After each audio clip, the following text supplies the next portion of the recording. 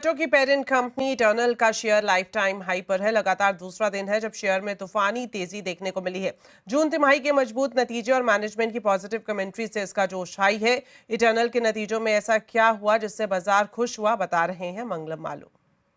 तो अगर आप इटर्नल के नंबर्स देखें, कल अगर जो रिपोर्टेड नंबर्स थे कंपनी के 70% रेवेन्यू ग्रोथ, 35% एबिटा में डिक्लाइन और 90% नेट प्रॉफिट में डिक्लाइन, तो लोग कहेंगे कि 90% किसी कंपनी का प्रॉफिट गिर गया और उसके बावजूद स्टॉक 15% चल गया। तो मैं कहूँगा बिल्कुल, क्योंकि उसके जो इंटरनल्स थे, इटर्नल के इंटरनल्स काफ़ी अच्छे थे। इस बार मार्केट कैप कंपनी का जो है 3 लाख पार कर चुका है।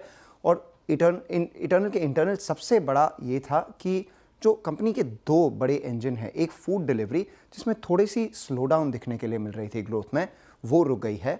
और क्विक कॉमर्स जो ब्लिंकिट का बिजनेस है वो काफ़ी तेज़ी से बढ़ रहा है, ओवर 150% रेवेन्यू पे। बट पिछले 4-5 क्वार्टर में कंपटीशन के तहत उसमें एबिटा लॉस जो है काफ़ी बढ़ गया था।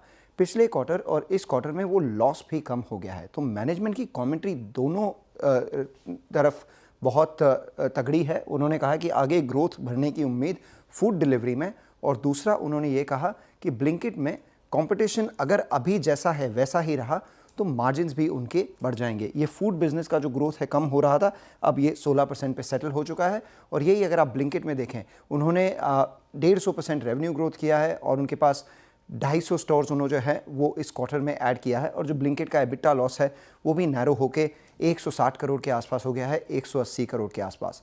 ये 2 पॉजिटिव्स।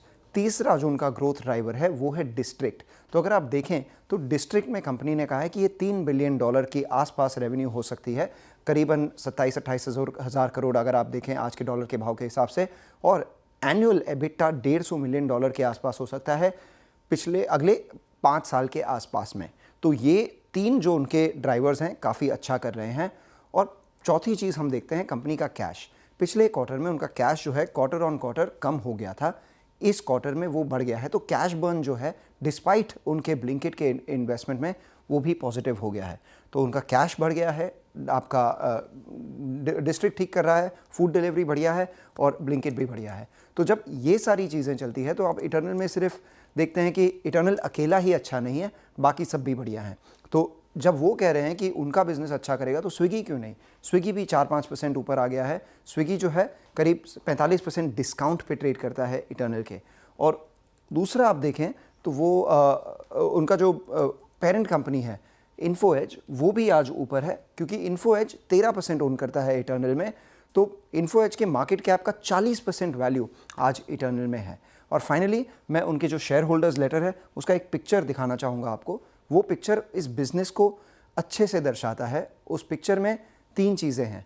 एक, आज क्या खाओगे, जोमेटो का बिज़नेस। आज कहाँ जाओगे, डिस्ट्रिक्ट का बिज़नेस। और आज क्या मंगवाओगे, ब्लिंकिट का बिज़नेस। एक पिक्चर में उन्होंने अपने पूरा बिज़नेस को क्लियर कर दिया, खाओगे, जाओगे, मंगवाओगे।